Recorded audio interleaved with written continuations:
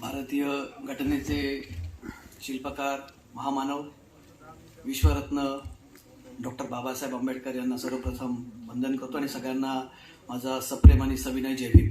जय Bhim.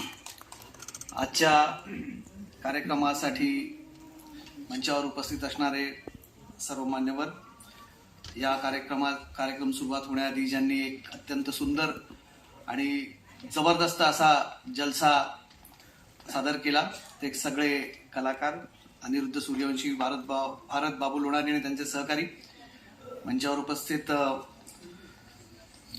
सुधीरजी Jawale, online थोड्या वेळात ज्यांची उपस्थिती आपल्याला लाभणार आहे ते संग्रामजी पाटील, माझे मित्र मॅक्स महाराष्ट्राचे संपादक किरणजी सोनवणे, देवेंद्रजी तावडे आणि आपले सगळ्यांचे मार्गदर्शक वसंतदादा साळवे. आणि या आजच्या कार्यक्रमाला मोठ्या संख्येने उपस्थित असणाऱ्या माझ्या सर्व मित्रांनो, किरणने खरं तर खूप जोरदार भाषण करून माहोल पेटवून दिलाय. मला त्याच्यावर पाणी घालायचं नाही, पण मला काही गोष्टी इथे मांडायच्यात. मूकनायकच्या निमित्ताने आपण इथे आज मूकनायकचा 104वा आपण वर्धापन दिन इथे साजरा करतोय आणि त्या निमित्ताने आपण सगळे जमलेलो आहोत. मूकनायकचा प्रवास खूप इंटरेस्टिंग आहे, त्याच्याबद्दल मी बोलणारच आहे. पण मला इथे का बोलवलं हे मला, कारण जेव्हा मला स्वतःलाच विचार केला, म्हटलं कदाचित मूकनायकचा कार्यक्रम आहे, 1 महिन्यासाठी मी मुका झालेलो नायक होतो म्हणून बोलवलंय का. पण मूकनायकची लढ्याची परंपरा आहे जी आपल्याला मिळालेली, पत्रकारितेचा खरा वारसा डॉक्टर बाबासाहेब आंबेडकरांनी आपल्याला दिलेला आहे. पत्रकारितेचं मूळ, जसं किरण मगाशी सांगत होते की पत्रकारिता ही प्रस्थापित व्यवस्थेविरुद्ध असावी. मग त्या प्रस्तावित व्यवस्थेमध्ये कोणी का असे ना, एकाला तिथे प्रश्न विचारणं हे आपलं काम नाहीये. जो त्या सत्तेत असेल, जो जे मूठभर इथे राज्य करत असतील, इथल्या शोषित वंचित घटकांवरती ज्यांच्याकडनं अन्याय होत असेल, त्यांची वाचा बनण्याचं काम हे पत्रकाराला करायचं आहे. आणि याचा पाया आपल्याला मूकनायकने बांधून दिलाय. ज्याला आवाज नाही त्याचं आपल्याला नायक व्हायचंय आणि त्यासाठीच पत्रकारितेची भूमिका असावी या मताचा मी आहे. आणि म्हणून आज कदाचित त्या कार्यक्रमात बोलत असेल. सगळ्यात पहिले या इतक्या महत्वाच्या कार्यक्रमाच्या निमित्ताने तुम्ही मला आमंत्रित केलं, तर मला खूप आनंद आहे या गोष्टीचा. भाग्य वगैरे शब्द मी वापरणार नाही, पण इथे येऊन तुमच्यासोबत हा संवाद साधण्याचा मला योग येतोय, हे माझ्यासाठी, ही बाब माझ्यासाठी खूप महत्वाची आणि मोठी आहे असं मला वाटतं. कार्यक्रम सुरू होण्याआधी आपल्यातले अनेक जण भेटले, ज्यांना मी खरं तर कधी भेटलोही नव्हतो आयुष्यात, ज्यांना कधी बघितलंही नाही, त्यांची नावं मला माहित नाहीत, अशी मंडळी मला येऊन भेटली. त्यांच्यातले काहींनी मला फोटो दाखवले की जेव्हा तुमच्यावरती कारवाई झाली तेव्हा आम्ही सर्व तुमच्या सोबत उभे होतो.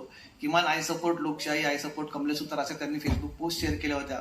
ते अनेक लोकही आज मला इथे भेटले. हा चेहरा नसतो तुमच्या, हा गर्दीचा किंवा दर्दीचा चेहरा नसतो, हा तुमच्यासाठी, त्या तत्वांसाठी उभा असणारा चेहरा असतो. त्यांनी कधी कमलेश सुतारला टीव्हीच्या स्क्रीनच्या बाहेर प्रत्यक्षात कधी बघितलं नसतं, पण त्या माणसाच्या मागे उभं राहिलं पाहिजे. ही शिकवण आपल्याला जी मुळात बाबासाहेबांनी दिलेली आहे, ती शिकवण आज मला इथे पुन्हा एकदा अनुभवायला मिळाली. त्यामुळे मला खूप आनंद या गोष्टीचा झाला. तत्वांसाठी लढायचं असतं. बाबासाहेबांनी 29व्या वर्षी मूकनायक सुरू केलं. खूप कमी त्यांचं वय होतं. बरं, इंटरेस्टिंगली मला 2-3 गोष्टी अजून खरं सांगायच्या, मग मी या सगळ्या गोष्टीकडे येतो. मला खूप बाबासाहेब आयुष्याच्या वळणावर टप्प्याटप्प्यावर ते भेटत गेले. मूळचा नाशिकचा, त्यामुळे नाशिकचा पण एक संबंध. म्हणजे जेव्हा जेव्हा मला नाशिक तसं नदीकाठचं शहर आहे, धार्मिक शहर आहे, आपण काय म्हणतो तीर्थक्षेत्र आहे नाशिक, तिथे अनेक लोक येतात. बाबासाहेबांचा फार नाशिकशी जिव्हाळा होता आणि मी जिथं माझा जन्म झाला त्या नाशिकच्या एका भागामध्ये, तिथे वामनदादा कर्डकांचा तिथे त्यांचा निवास असायचा. त्यामुळे ते नाव ऐकून होतं. नंतर वामनदादा खूप उशिरा भेटले आयुष्यात. भेटले म्हणजे त्यांच्या कामाची भेट झाली, कामाची ओळख झाली वामनदादांची. त्यामुळे वामनदादा कर्डक आम्हाला तिथे माहिती होते. काळाराम मंदिरात आई खूप धार्मिक होती, तिला तिचा देव देवळात भेटला, मला पुस्तकात भेटला, मला बाबासाहेबांमध्ये भेटला. त्यामुळे पण जायचो तिच्यासोबत मंदिरात. नंतर कळलं की या काळाराम मंदिराला जो बाबासाहेबांचा इतिहास होता. खरं तर आज जेव्हा लढत असताना मला अनेकांनी जेव्हा विचारलं की हा लढा तुम्ही जेव्हा लढत आहे, लोकशाहीवादी भूमिका तुम्ही जेव्हा घेताय, तर तेव्हा तुम्हाला का करावं असं वाटतं ही गोष्ट, त्याच्यासाठी का उभं राहावं असं वाटतं. तर मी तेव्हा तेच उदाहरण डोळ्यासमोर घेतो की बाबासाहेबांना मंदिरात जाऊन दर्शन घ्यायचं होतं का, की मंदिरातल्या आपल्या समर्थकांनी मंदिरात जावं, त्यांना रोज प्रसाद मिळावा, त्यांना घंटा उडवायची संधी मिळावी किंवा तिथे देवाच्या चरणी लीन व्हावं असं वाटतं अजिबात नाही. हे पर्वतीला पण बाबासाहेबांनी आंदोलन केलं, पर्वती मंदिर प्रवेशाचं नाशिकच्या काळाराम मंदिरात केलं. हा समान हक्क तुम्ही मंदिरात जाताय, तुम्ही आम्हाला अडवताय कशाला, हा त्याचा लढा होता. आम्हाला आज जाऊ द्या हा लढा नव्हता तिथे. तुम्ही आम्हाला अडवणारे कोण, हा प्रश्न बाबासाहेबांनी तिथे विचारायचा होता. तुम्ही आम्हाला अडवू शकत नाही, रोक सको तो रोक लो असं म्हणत बाबासाहेब तेव्हा मंदिरात गेले होते. तिथे दर्शन घ्यायचं नव्हतं त्यांना किंवा तिथे देवाच्या चरणी लीन व्हायचं नव्हतं. पण अडवू नका, आमची अडवणूक करू नका. आम्हाला अडवणारे तुम्ही कोण, तुमची व्यवस्था आम्हाला अडवू शकत नाही, हे ठासूनपणे बाबासाहेबांनी तिथे सांगितलं. आणि म्हणून त्यांच्यासाठी काळाराम मंदिराचा प्रवेश हा आपल्या सगळ्यांसाठी खूप महत्वाचा आहे. समानतेची लढाई, जी पुढे आपण मगाशी जे प्रिएम्बल वाचलं, जी उद्देशिका वाचली आपण घटनेची, त्याच्यातला तो शब्द आहे समान संधीचा. पुढे हा प्रसंग मी खूप कमी लोकांना माहिती असेल, माझ्या म्हणजे मी इंटरेस्टिंगली हा सांगतो. मगाशी त्याचा उल्लेख निघाला म्हणून मला आठवला. आणि आज मूकनायकच्या निमित्ताने तो आठवतो, कारण बाबासाहेबांनी जेव्हा मूकनायक काढलं तेव्हा त्यांना संपादकीय जबाबदारी घेता आली नाही, कारण तेव्हा ते सिडनॅम कॉलेजमध्ये प्राध्यापक होते, ती त्यांच्याकडे नोकरी होती आणि तेव्हा दुसरी जबाबदारी ते घेऊ शकत नव्हते. डॉक्टर आंबेडकर हा सिनेमा आला होता जब्बार पटेलांचा, तुमच्यापैकी अनेकांनी बघितलं असेल, त्यात मामुटींनी भूमिका केली आहे. तिथे माझा थोडासा संबंध सिडनॅम कॉलेजचा. सिनेमात एक संदर्भ आहे, एक सीन आहे, जेव्हा बाबासाहेब आंबेडकर सिडनॅम कॉलेजमध्ये पहिल्यांदा प्राध्यापक म्हणून जॉईन झाले, तेव्हा काही विद्यार्थी त्यांची खिल्ली उडवतात की हा काय माणूस इंग्रजी बोलणार आहे आणि हा आपल्याला इंग्रजीत शिकवणार का. सिडनॅम कॉलेज तेव्हा उच्चभ्रूंच आणि मोठ्या मोठ्या धनिकांच्या मुलांचं ते कॉलेज होतं. तर तिथे तो सीन सिनेमात, तुम्ही जर ज्यांनी सिनेमा बघितला ज्यांना आठवत असेल, तर मामुटीचा सीन आहे. तर त्या सीनमध्ये जो मुलगा म्हणतो हा कोण शिकवणारा, तो मुलगा मी आहे त्या सिनेमामध्ये. तर पुन्हा एकदा सिनेमा बघा, तुम्हाला कदाचित ओळखायला येणार नाही, कारण डुकार केस वगैरे होते तेव्हा. पण तो त्या सीन मध्ये मला जब्बार पटेल, मी फर्ग्युसन कॉलेजला शिकायला होतो, त्याचं शूटिंग तिथे सुरू होतं, त्यांना असे संधी मिळाली अभिनय करण्याची, तर तो सीन केला सिडनॅम कॉलेजचा. आज पुन्हा तो प्रसंग आठवला, मूकनायकच्या सिडनॅम कॉलेजचा संदर्भ आला म्हणून. पण त्याच्यानंतर मला 2022ला मी जेव्हा लंडनला होतो 4 महिने ब्रिटिश गव्हर्नमेंटच्या फेलोशिपवरती, आवर्जून मी लंडनला आंबेडकर हाऊसला तिथे गेलो, जिथे सरकारने आता ती जागा सरकारने ताब्यात घेतली आणि तिथे अनेक लोक तिथे जेव्हा जातात. मला एक खूप गोष्टीचा आनंद आहे. भारतातली अनेक मंडळी, संविधानाला मानणारी, बहुजन विचारांना मानणारी, ही जेव्हा जेव्हा लंडनला जातात, कुठल्या कामानिमित्ताने असेल, तर ती मंडळी तिथे आवर्जून भेट देतात, कारण एक लिव्हिंग मेमोरियल आहे. ते तुम्हाला भारावून टाकणारी ती वास्तू आहे, जिथे बाबासाहेब राहत होते. त्या दोन्ही खोल्या तुम्ही ज्यांनी बघितल्या, ते वातावरण अत्यंत भारावून टाकणार आहे. 2022ला मी तिकडे होतो, बरोबर 1922ला बाबासाहेब तिकडे होते, जेव्हा लंडनला ते लंडन स्कूल ऑफ इकॉनॉमिक्समध्ये त्यांनी द प्रॉब्लेम ऑफ रुपी लिहिलं 1922ला. त्याच्यानंतर बरोबर 100 वर्षांनी तिथे मला जाण्याचा योग आला आणि कदाचित मी ते अनुभवण्याचा प्रयत्न करत होतो की इथे बाबासाहेब झोपत असत, इथे अभ्यास करायचे. त्यामुळे टप्प्याटप्प्यावरती बाबासाहेब मला भेटत गेले. म्हणजे आज मी नेहमी सांगतो ही गोष्ट की आयुष्यात बाबासाहेब आले नसते तर कमलेश सुतार राहिला नसता. हे मला नक्कीच, मी नेहमी अभिमानाने सांगतो ही गोष्ट. बाबासाहेब भेटले नसते आयुष्यात, बाबासाहेब पुस्तक रूपाने, त्यांच्या विचाराने आणि त्यांच्या कामाने भेटले नसते. खूप भारावून टाकणारं एक आयुष्य आहे बाबासाहेबांचं. एकाच आयुष्यात इतक्या बरं, बाबासाहेब तसे अल्पायुषी ठरले दुर्दैवाने. बाबासाहेबांचं खूप कमी वयात त्यांनी हे जग सोडलं. पण या एका आयुष्यात इतक्या कमी वयात बाबासाहेब एक लेखक होते, सामाजिक कार्यकर्ते होते, विद्वान होते, अर्थतज्ञ होते, पत्रकार होते. इतक्या सगळ्या भूमिका एक व्यक्ती ही कशी काय एका आयुष्यात निभावू शकते, हे मला आजपर्यंत न उलगडलेलं कोण आहे. म्हणजे एक माणसाला इतके कांगोरे असावे आणि तेही त्यांनी इतक्या उत्तम प्रकारे या सगळ्या भूमिका त्यांनी निभावल्या आणि त्या आजही आदर्श आहेत. हे म्हणत असताना मला दुसरा जो मुद्दा आहे की आपल्याकडे म्हणजे त्या मेनस्ट्रीम कल्चरमधनं, ज्या मुख्य प्रवाहातल्या साहित्यातनं, मुख्य प्रवाहातल्या तुमच्या चर्चांमधनं बाबासाहेब केवळ 2च गोष्टींमध्ये आपल्या समोर आणले गेले किंवा त्यांना आपल्या समोर ठेवण्यात आलं. बाबासाहेब आंबेडकर यांच्या 2च गोष्टी आपल्याला नेहमी त्याच्याबद्दलच जास्ती उहापोह करण्यात आलं. 1, बाबासाहेब म्हणजे इथल्या वंचित समाजाचे उद्धार करते.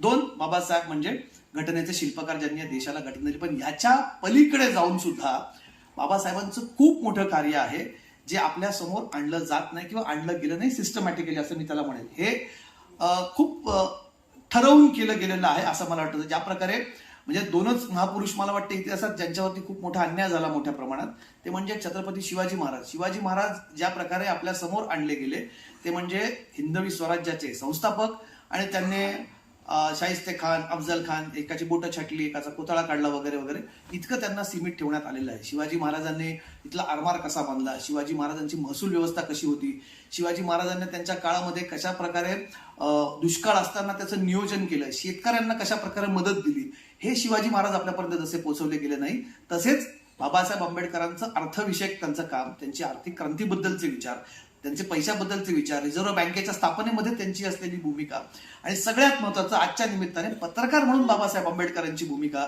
पत्रकार बाबासाहेब आंबेडकर, संपादक बाबासाहेब आंबेडकर हे आपल्यासमोर कधी येऊच दिले गेले नाही, किंवा आले तरी ते फार तर फार आपण असे एखाद्या कार्यक्रमात त्यांचा विचार करतो. हे बाबासाहेब तुमच्यापासून, माझ्यापासून आणि येणाऱ्या पिढ्यांपासून एक लपवण्याचं काम झालेलं आहे, जे आपल्याला पुन्हा एकदा नव्याने तो अभ्यास करून प्रत्येकाला इथल्या येणाऱ्या पिढ्यांसमोर ते आणायचं काम हे आम्हा सगळ्यांना करावं लागणार आहे. ती हत्तीची आणि 5 आंधळ्या माणसांची गोष्ट आहे. तो हत्ती असतो, त्याच्यासमोर 5 आंधळे माणसं असतात. एक जण त्याच्या शेपटाला हात लावतो, त्याला वाटतं हत्ती कसा असतो, तर हत्ती दोरीसारखा असतो, दोरखंडासारखा असतो. जो पायाला हात लावतो त्याला वाटतं की हा एखाद्या पिलर सारखा आहे. जो कानाला हात लावतो त्याला वाटतं हत्ती सुपासारखा आहे. जो सोंडेला हात लावतो त्याला वाटतं तो सापासारखा, अजगरासारखा आहे. तसंच आपल्याला इतक्या ब्लाइंडली न फॉलो करता बाबासाहेबचे वेगवेगळे पैलू आहेत, ते सगळ्यांचा ज्याला ज्या ज्या त्यांच्या विभागामध्ये इंटरेस्ट असेल, तुम्हाला जर अर्थशास्त्रामध्ये तुमचा इंटरेस्ट असेल तर तुम्ही सगळ्यांनी अर्थतज्ञ डॉक्टर बाबासाहेब आंबेडकर हे कसे होते याच्या आपल्याकडे खुल्या चर्चा व्हायला पाहिजे. ते लोकांपर्यंत बाबासाहेब पोहोचवले गेले पाहिजे, हे जनसामान्यांपर्यंत पोहोचवले गेले पाहिजे. बघा, लक्षात घ्या, तुम्ही आम्ही वाचतो, तुम्ही आम्ही एका वैचारिक सर्कलमध्ये वावरत असतो, आपल्याला ते बाबासाहेब कळतात, पण आपल्या खाली जो तबका असतो, अजूनही मला वाटतं फक्त उद्धारकर्ते म्हणून बाबासाहेब म्हणजे आपण 6 डिसेंबरला जो मोठ्या प्रमाणात जनसमुदाय जमतो, ती जगातली एक ऐतिहासिक घटना असते असं मला वाटतं. की ज्यांना खरंच 2 वेळच्या जेवणाची भ्रांत असते, आज जर कामावर गेलो नाही तर आज घरातली चूल पेटणार नाही, अशी मंडळी सुद्धा तिथे 2 दिवस येते, ती फक्त आपल्या देवाला नमस्कार करण्यासाठी, की बाबा आम्हाला आमच्या बाबासाहेबांनी आयुष्य दिलं, आम्हाला माणूस म्हणून जगायला शिकवलं, तिथे आम्ही वंदन करायला तिथे येतोय. जगाच्या पाठीवर, मी अंडरलाईन करून घ्या शब्द, जगाच्या पाठीवर इतका मोठा कुठलाही नेता किंवा इतर कुठलेही व्यक्तिमत्व नाही जे बाबासाहेब आहे.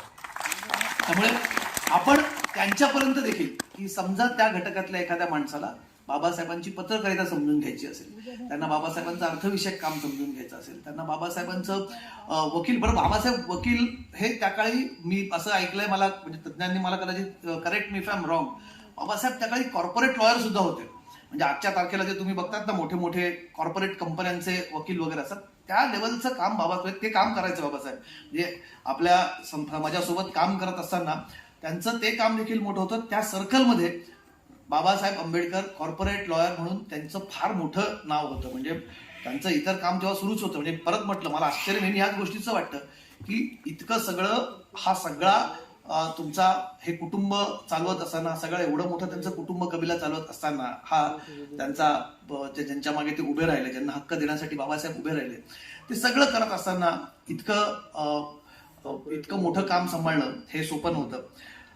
दुसरा जो मला मुद्दा वाटतो की बाबासाहेबांचा, आपण मगाशी प्रियांबलचा उल्लेख केला, त्याच्यानंतर मला मूकनायककडे यायचंय, पण प्रियांबल मधल्या गोष्टी आणि आजच्या, म्हणजे बाबासाहेबांच्या वेळेस जेव्हा त्यांनी मूकनायक काढलं, मूकनायक नंतर मूकनायकचे वेगवेगळे वर्जन झाले, मूकनायक नंतर बहिष्कृत भारत आलं माझ्या मते, त्याच्यानंतर त्याचं नाव बदलण्यात आलं, जनता झालं, मग समता झालं, आणि मग नंतर प्रबुद्ध भारत आलं. हे सगळ्या त्यांच्यातली वेगवेगळी स्थित्यंतर होती. त्यांच्यामध्ये त्या काळामध्ये आणि आजच्या काळामध्ये फरक काय? परिस्थिती बदलली आहे का 104 वर्षानंतर? मला वाटत नाही. कारण बाबासाहेब तेव्हा त्यांनी का मुळात पेपर काढला? त्यांनी पेपर इथल्या न्यूज वृत्तपत्र काढताना, एक पत्रकार होताना, इथला मेन स्ट्रीम मीडिया, इथला मुख्य